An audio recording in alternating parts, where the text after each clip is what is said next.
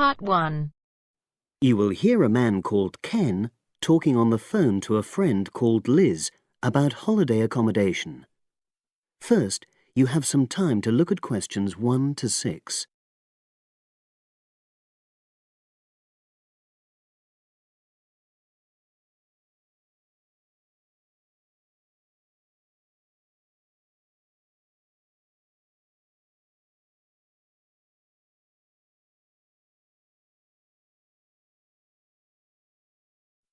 Now we shall begin. You should answer the questions as you listen because you will not hear the recording a second time. Listen carefully and answer questions 1 to 6.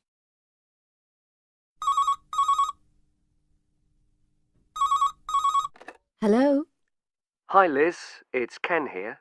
Hi, Ken. Nice to hear from you. Are you... This is just a quick call, but Mary and I have just been talking about our summer holiday. We haven't booked a place yet, and we've left it a bit late. We were just wondering if you know of any holiday rentals in your area. It's so nice there. Well, yes. I can think of 2 or 3 places that are very nice. What dates have you got in mind? The 10th of July to the 22nd of July. Oh, yes. That is quite soon, isn't it? Well, there's a place near here called Moonfleet. Is that MOONFLEET? That's right.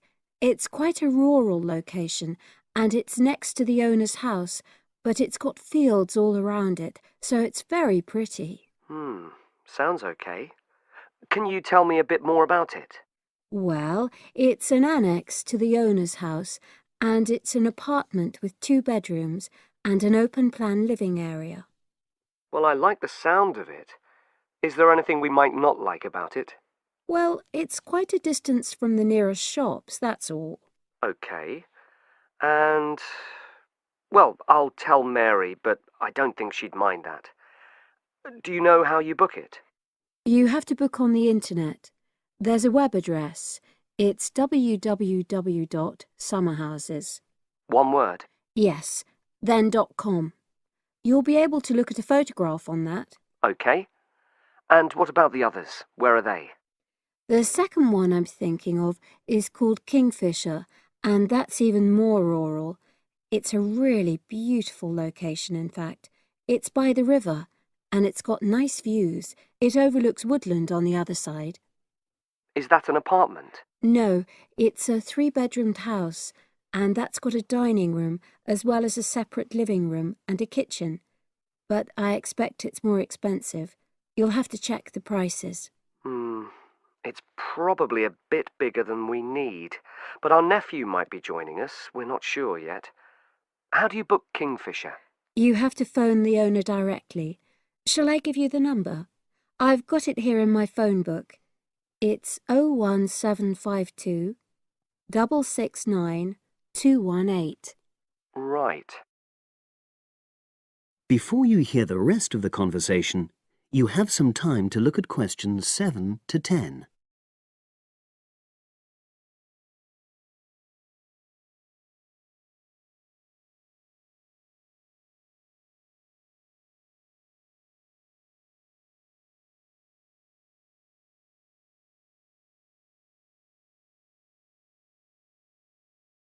Now listen and answer questions 7 to 10.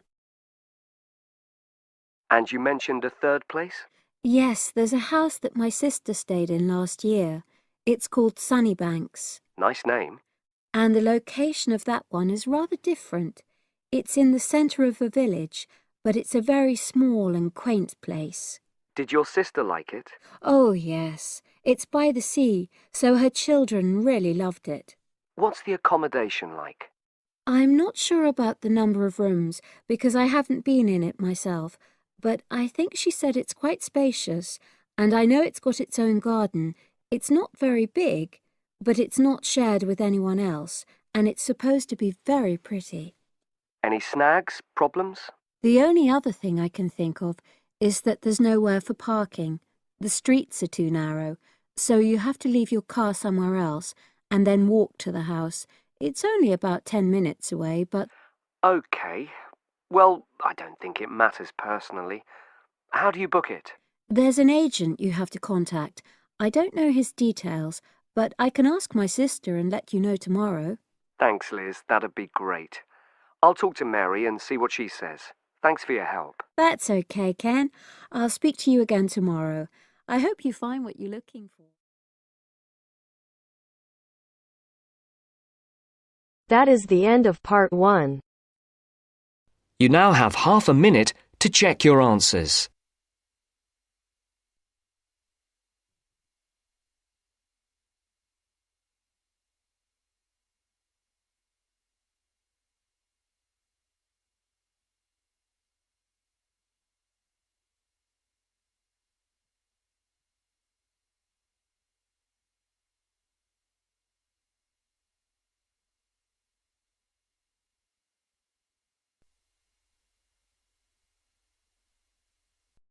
Now turns to part 2. Part 2. You will hear an introductory speech to students at a summer school. You have 30 seconds to look at questions 11 to 14.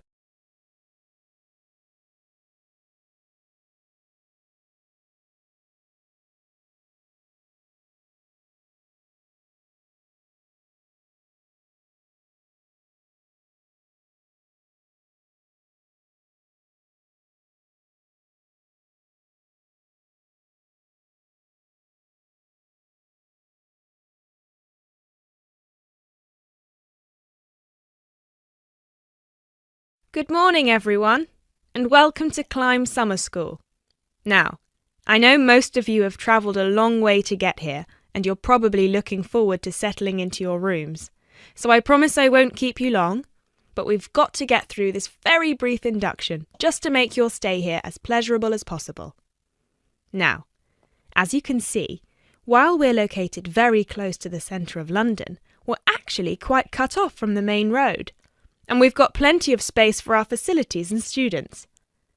This was part of our founder's vision, Jasmine Climb, who thought that the best environment for teenage students would be a place that combines the comforts of a big cosmopolitan city with the beauty and serenity of a quiet, remote site. Now, back in 1983, when our school was founded, this all here was an abandoned warehouse, and the classes were held in the main building that you can see over there. There were no trees, no conifers surrounding the property. There wasn't even a main gate. It took years and a great deal of effort to get our school to where it is today. And I'm sure that if you take a look at page 34 in your brochures, where you can find a picture of what the school used to look like back then, you'll agree that the changes we've made are more than impressive. But it's not just the facilities that make Climb Summer School special, obviously, and I'm certain you already know this. Over the following 10 weeks, you'll receive an assortment of classes on a variety of topics, ranging from language, literature and poetry to creative writing, communication and project management. All of these modules have been designed to improve your chances of getting a place in the universities of your choice, while also giving you the opportunity to learn, excel, and of course, also socialise with people from all over the world. I can tell you, just among the 30 of you, we've got about 21 different nationalities. So what happens now? First of all, I'll be handing out a map of the premises for you to have a look at, and explaining where everything is. Once we're done here, you'll all be taken to your rooms where you can unpack and relax for a couple of hours. And later on, we'll be having our first activity of the day, a mix and match lunch in the main hall, where you'll have the chance to meet your new classmates. Later on in the afternoon, we'll be handing out your first project assignments and splitting you into teams. And tonight we'll be having our very first film night, starting with an early 20th century special.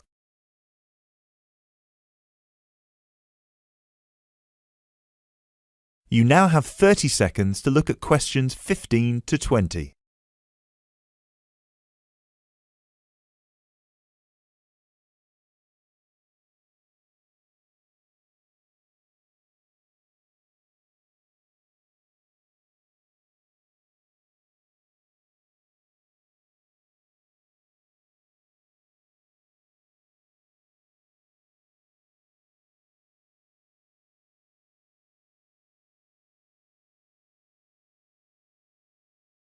So, let's get on with the map.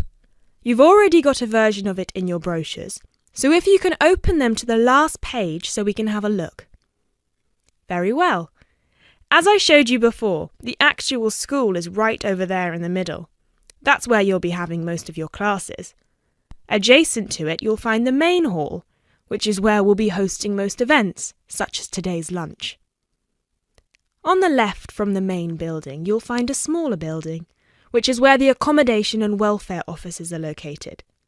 This is labelled as the garden office at the front, and it's easy to spot because it has a green door. Each of you is assigned to a different residence hall.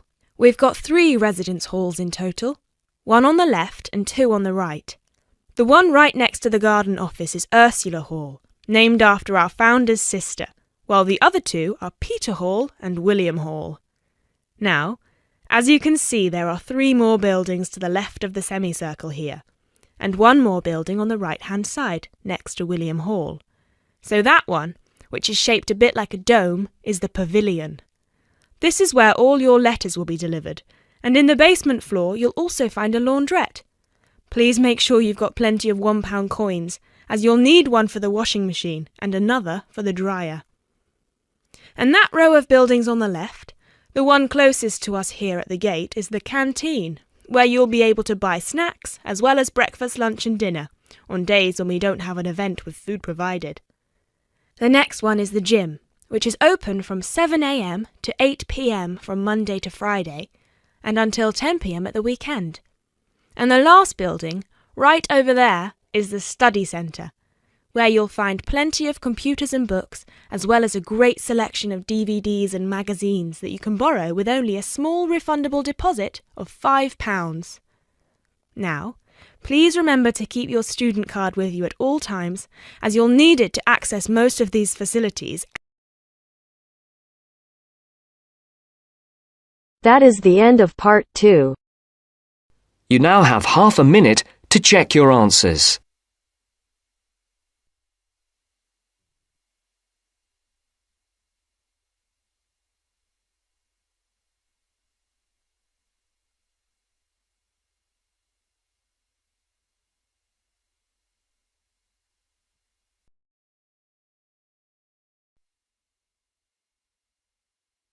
Now turns to part 3. Part 3. The next important development in how history is recorded came with print. First, you have some time to look at questions 21 to 25.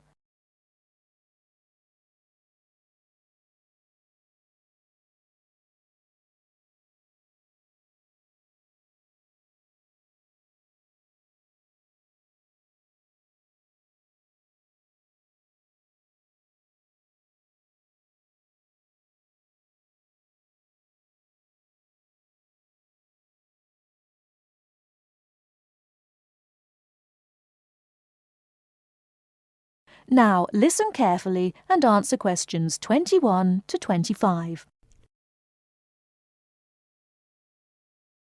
The next important development in how history is recorded came with print. In the 8th century, the Chinese invented paper and woodblock printing. Remember that up to this time, very few people could read and write, and so only a very small number of people could understand written history. Suddenly, many books appeared, and many more people learnt to read. In the 14th century, the first printing press was invented in Germany. This reduced how long it took to produce books. The new printing technique quickly spread to other parts of the world. More books appeared, and even more people learnt to read. The first printed newspaper appeared in 1605, and the first daily newspaper in 1702. Now, people could read news stories soon after the event happened, and every event was recorded and stored. The problem with newspaper history is that newspaper reporters could tell the stories they wanted to tell, and not necessarily the truth. Photography was the next important development. We generally agree that photography was born in 1839. Some of the earliest photographs that the public saw were images of the American Civil War. Before you hear the rest of the talk, you have some time to look at questions 26 to 30.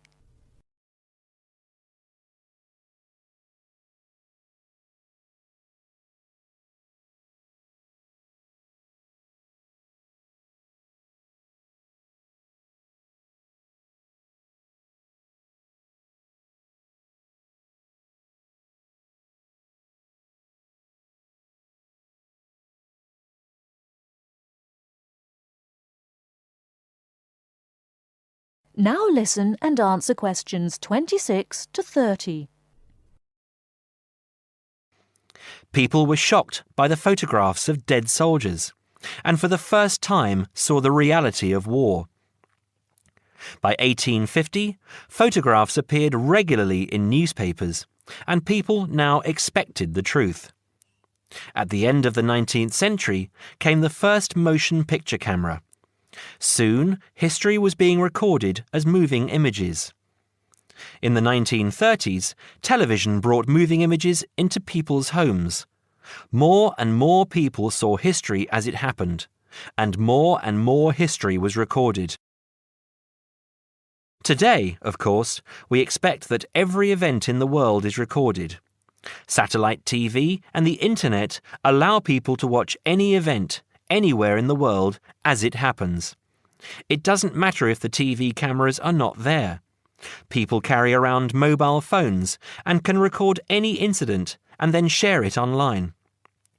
Families have their own video cameras and record their own history. Children now grow up watching their parents and grandparents on film. I'm sure you'll agree that the transition from storytelling to what we have today has been dramatic, and I hope that... That is the end of part 3. You now have half a minute to check your answers.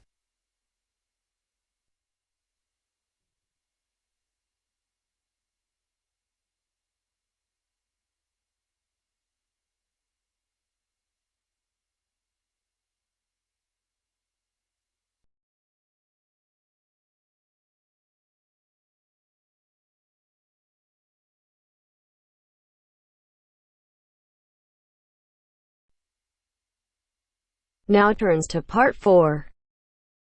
Part 4. You will hear a lecture about English language. You have 30 seconds to look at questions 31 to 37.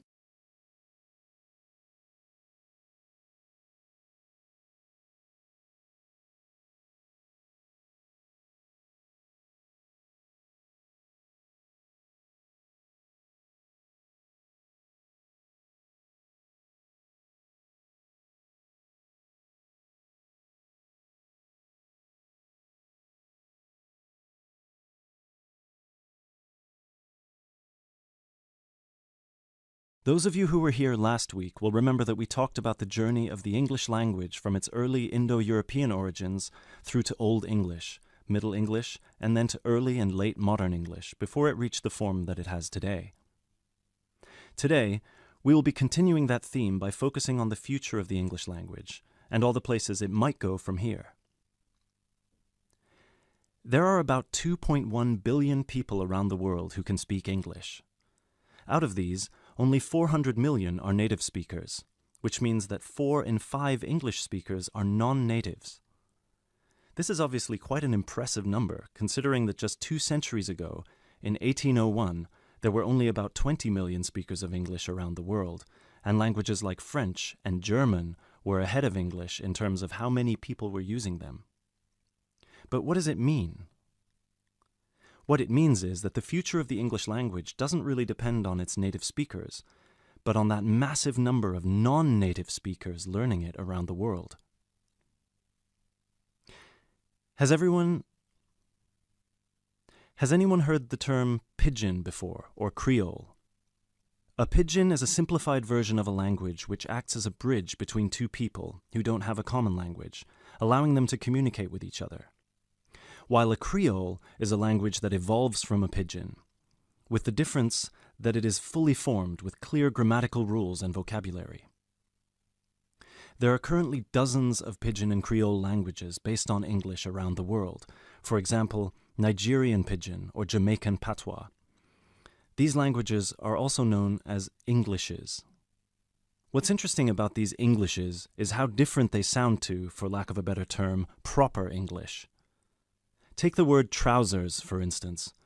In Sheng, which is a Kenyan Creole language, they're called longi because they're long. But even versions of English that are recognized as official variations or dialects still differ greatly from each other. Americans and Jamaicans would call the back of a car where you store your luggage the trunk. Britons, Australians, Canadians, and other Commonwealth countries would call it the boot. A subway in the UK is a tunnel under a road that allows pedestrians to cross safely. In the US, it's an underground train. You might think of these differences as minute, but when you take into account the dozens of different versions of English out there, a very intriguing parallel arises with another language from the past: Latin.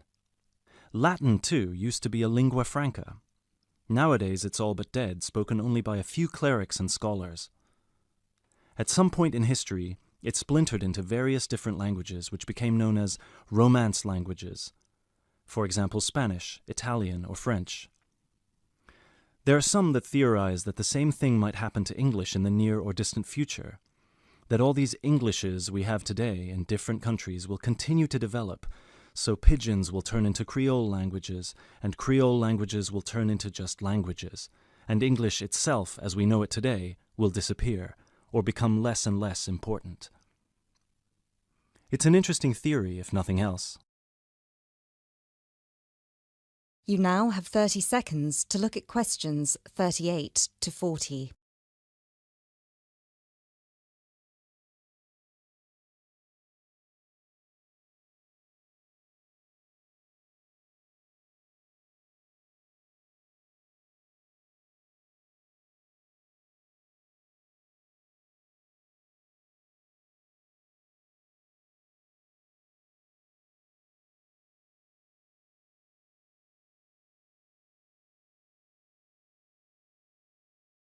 It makes sense that as English grows in popularity, countries, especially those with a strong sense of identity and tradition, will develop their own versions of the language, marked by the idiosyncrasies of their culture.